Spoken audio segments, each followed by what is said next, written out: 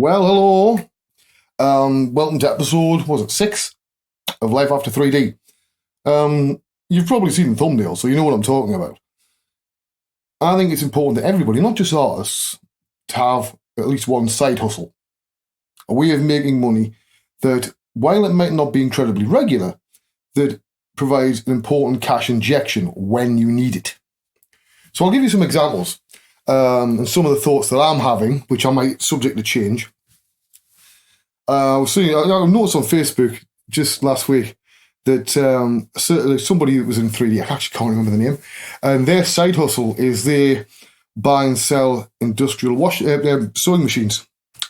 I know somebody else that, buys and repairs motorcycles. There's other people I know that write commercial articles on non-3D subjects. I had to do that years ago, but the stuff I was writing about, really, I couldn't do now. My life's changed. So it's important to have something that brings you some sort of income.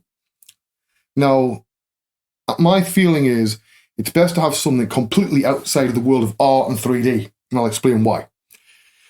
There's always dead spots where, for whatever reason, there may be no decent vacancies in computer games or in visual effects. Maybe there's not many contracts handed out that year, and you don't fancy working away.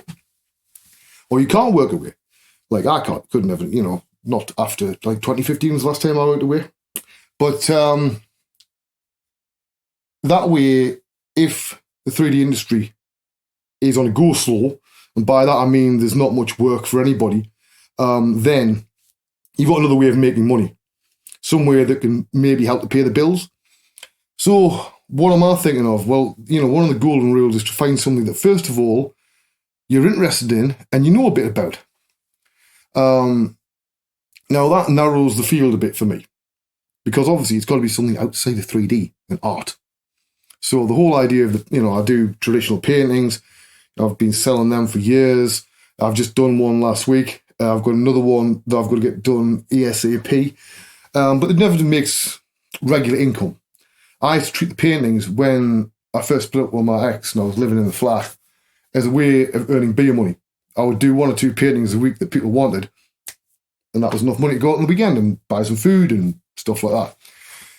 Now, what I have available to me is, obviously, that's what I'm saying, obviously, not all of you realise this, but prior to being a 3D artist, if you go way, way back, I used to be an escape artist. Now, I can't do that now because, the reason I stopped was because of health reasons. So it's somewhat similar to having to stop doing 3D. But I could feasibly make and sell sort of restraints and things like that. That's a lot of work.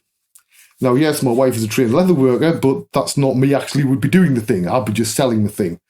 And it's not really right to be roping somebody else into your idea unless they want to do it.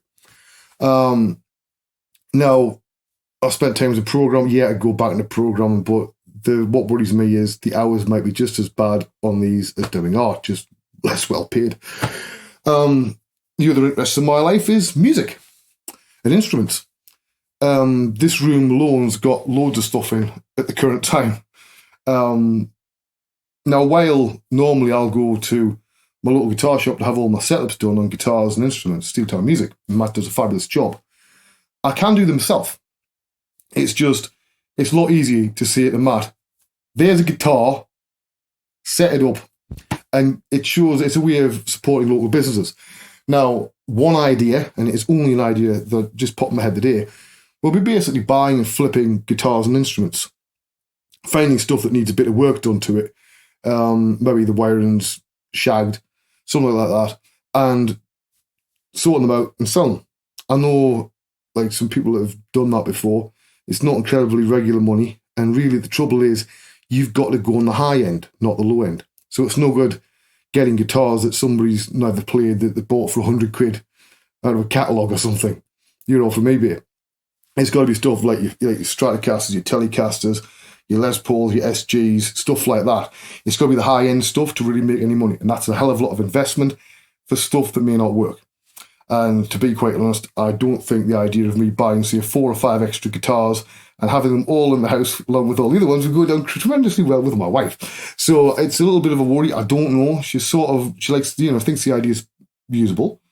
But I've got to think more deeply on it because it requires me investing what I have left money-wise, and it might not work. So I know some people, may have started out, especially older people, before the days of 3D university courses and stuff, may have trained as something else. So that's also an option, if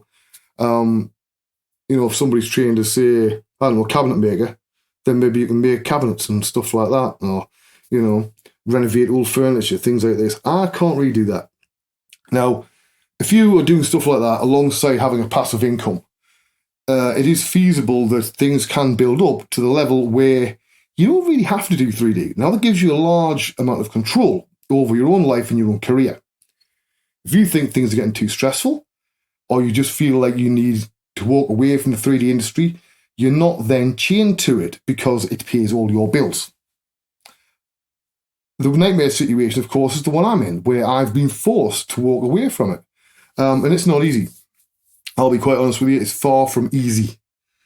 It does still every now and again, when I see things to do with the 3D world, make me sort of, not depressed is the wrong word, but a bit sad.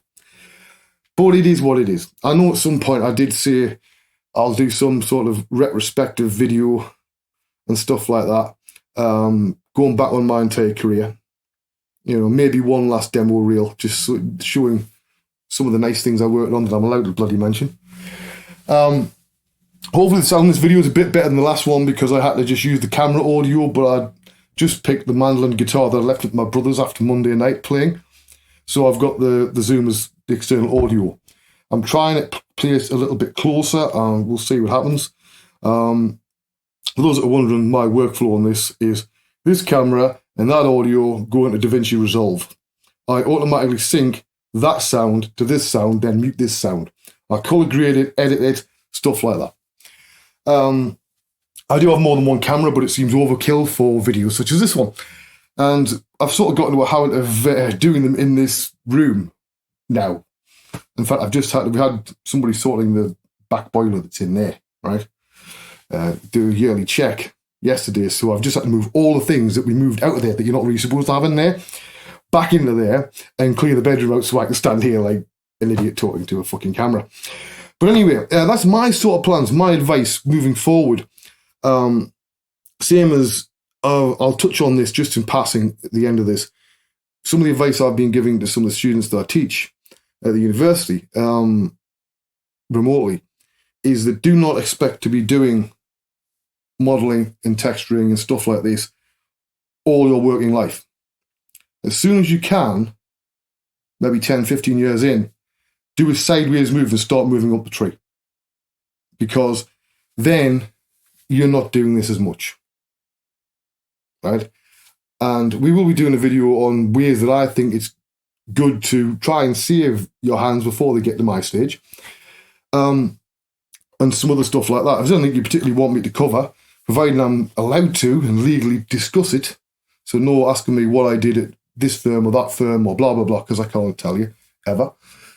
But if there's anything you want me to discuss, something that you think is a topic for discussion for everybody else, or to make the rest of the industry aware, just, put it down there in the comments or shit.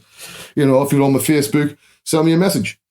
And anyway, I'm Wayne Robson. This is Life After 3D, episode 6, 5, 6. So I think it's 6. Whatever. It's down there. You know which episode it is. And I'll see you all next time. Bye-bye.